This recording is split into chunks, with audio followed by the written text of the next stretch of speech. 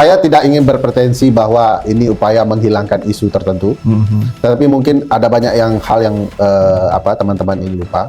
Kalau Mas Aman baca tuntutan kami sampai ke sana. Kami salah satunya mengadili itu, Tuntutan KALS ya? KALS. Bahkan ada yang lebih bahaya tuntutannya. Salah satu teman-teman yang menuliskannya itu bahkan memberhentikan wakil presiden, bahkan mempertanyakan sikap Pak Prabowo. Pak Prabowo juga dikasih beban tersendiri ketika itu. Nah, saya melihat memang dua hal ya kasus Pak Wakil Presiden. Satu, Pak Jokowi masih sangat dominan di banyak ruang. Kedua, Pak Prabowo tidak berani memperjuangkan aspirasi soal ini. Karena mungkin itu bagian dari hitung jasa ya, imbal budinya ya. Karena banyak faktor, bisa kita ketahui bahwa peran Pak Jokowi memenangkan Pak Prabowo itu besar.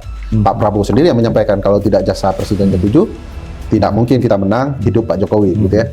Nah, di dua ini menurut saya sesuatu yang akan mempersulit gagasan mengungkap kebenaran bahwa kasus Pak Wapres memang kasus yang bermasalah. Tapi sebentar, sebelum sampai ke situ, ini sekaligus untuk katakanlah supaya publik juga didudukkan bahwa untuk proses pemakzulan kan tidak sederhana juga. Ya, Gimana proses katakanlah itu bergulir gitu ya?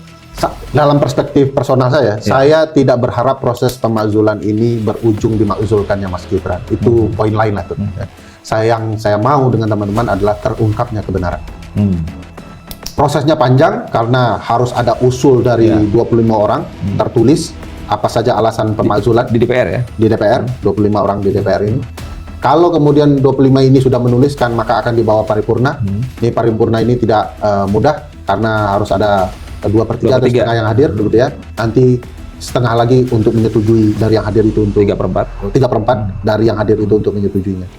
Nah, setelah itu masuk ke Mahkamah Konstitusi. Di Mahkamah Konstitusi ini, kalaulah sebentar, tadi di DPR terus ke MPR dulu ya? Ke MK. Oh, sebelum ke MK ke MPR kan? Enggak. Oh, enggak, DPR langsung DPR paripurna ke Mahkamah Konstitusi. Di Mahkamah Konstitusi akan keluar delik kewajiban melaksanakan sidang terhadap pendapat DPR yang menyatakan presiden dan atau wakil presiden melanggar hukum. Yang 5 hal itu satu.